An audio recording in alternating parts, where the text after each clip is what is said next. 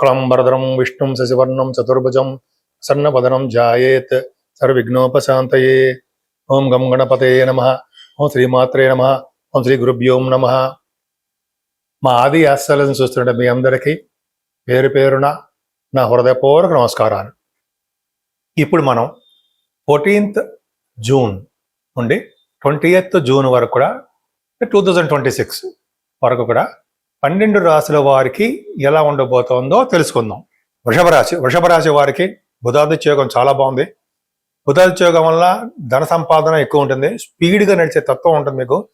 14th చంద్రుడు కూడా మీ రాశిలో ఉండడం వల్ల ఎగ్జాల్టేషన్లో ఉంటాడు. సో చక్కటిగా ఆనందంగా ఆరోగ్యంగా చక్కని తెలివితేటలతో అద్భుతంగా రాణిస్తారు. అంతేకాకుండా బుధాదిత్యోగం చెప్పినట్టుగానే ఫైనాన్షియల్ అకౌంట్ సంబంధించిన వాటిలోనూ, లేకపోతే మీరు బాగా గాయకులు అవడంలోనూ, అదే యాంకరింగ్ వృత్తిలో ఉన్న వారికి ధన సంపాదన విషయంలో ఏమాత్రం ఇబ్బంది పడరు. ఎప్పుడు ప్రయాణాలు చేయడానికే ఎక్కువ అవకాశాలు ఉంటాయి. మీరు రాష్ట్రాధిపతి కూడా 3rd భావంలో ఉన్నాడు, చంద్రుడితో కలిసి శుక్రుడు 17th and 18th. అదొక గొప్ప అదృష్టం అండి. అంటే ప్రయాణాలు చేస్తుంటారు, తీర్థయాత్రలు చేస్తారు, అలాగే వాహనాలు కొనుక్కుంటారు. గృహసౌఖ్యం బాగుంటుంది. గృహసౌఖ్యం అద్భుతం కేతు వలన చాలా బాగుందండి. ముఖ్యంగా గురుడే మీ తమ్ముళ్ళని, మీ సోదరిమణుల్ని చక్కగా యోగించేటి చేస్తుంటాడు. వివాహాది వేడుకలు, వివాహ శుభకార్యాలు, భార్యాభర్తలు కలిసి ఉండాలి, అదృష్టాలు ఖచ్చితంగా ఉంటాయి మీకు. ఇంతకుముందు మీకు దూరమైన సంబంధాలు కుదిరడం, వివాహాది వేడుకలు జరగడం అవకాశాలు ఎక్కువ ఉంటాయి ఈ అధిక జ్యేష్ఠ మాసం తర్వాత. అంతేకాదండి, మీ రాశి వారికి భాగ్యస్థానాన్ని కూడా గురుడు చూస్తాడు కాబట్టి ఎప్పుడు భాగ్యం తగ్గదు. అంటే నిరంతరము భాగ్యాన్ని వృద్ధి అవుతూ ఉంటుంది అంటాం కదా, ఆ భాగ్యం వృద్ధి అవుతూ ఉంటుంది మీకు. అంతేకాకుండా చదువు విషయంలో కూడా మీరు విదేశాలు వెళ్తారు, అదృష్టం ఉంటుంది మీకు. మీరు తీర్థయాత్రలు చేయడానికి ఎక్కువ అవకాశాలు ఉన్నాయి.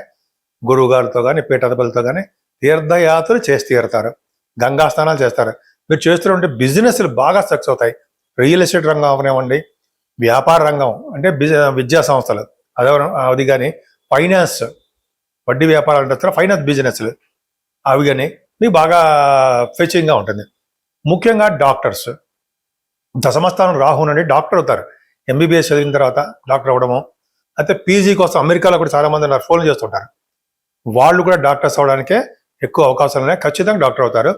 ఫ్లైట్స్లో కూడా ఎక్కువ తిరగడానికి, విదేశాలు వెళ్ళడానికి దశమస్థాన రాహు కారణం అవుతాడు. దశమ రాహు గంగాస్థానం కూడా చేయిస్తాడు మీ చేత. అలాగే శని ప్రభావం కూడా వ్యవసాయ రంగంలో బాగా రాణించడము, అలాగే గ్రామానికి అధికారిగా ఉండడము, వాహన సౌఖ్యం కలగడము, అలాగే మీకు శని ప్రభావం చాలా బ్యూటిఫుల్గా ఉంటుందండి.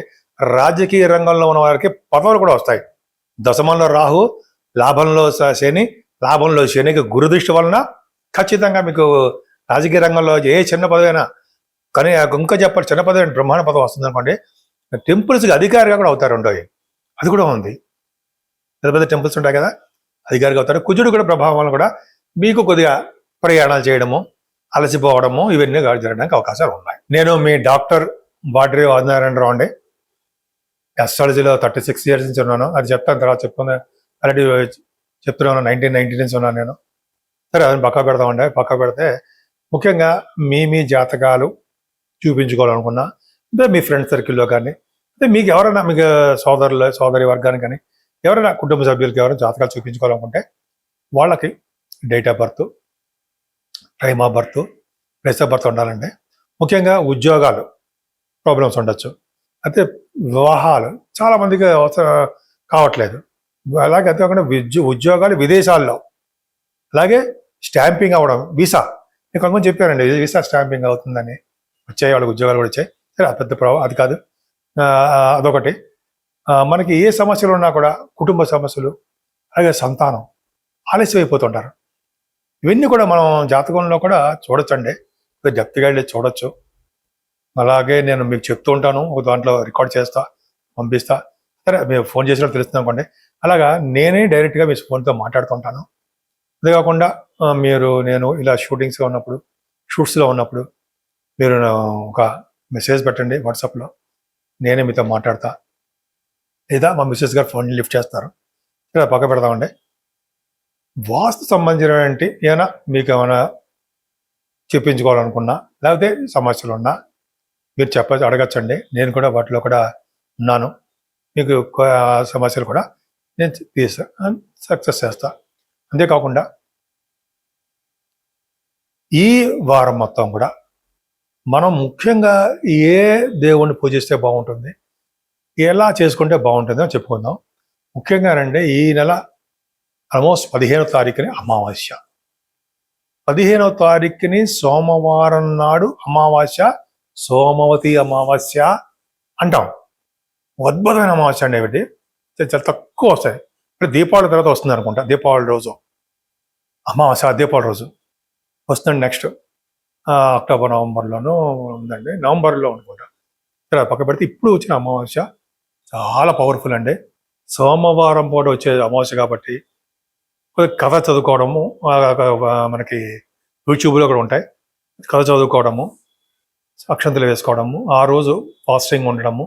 ఫాస్టింగ్ అంటే మార్నింగ్ అంతా తినకుండా ఫ్రూట్స్ తినచ్చు, ఈవినింగ్ మీరు ఏదైనా తినచ్చు, భోజనం కూడా చేయొచ్చు అనుకోండి.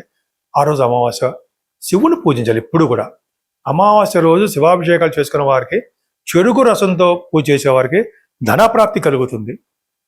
విభూతితో పూజ చేసే, పూజలు అంటే అభిషేకం అని అర్థం. శివుడికి విభూతితో పూజ చేసేవాడికి ధనప్రాప్తి కలుగుతుంది.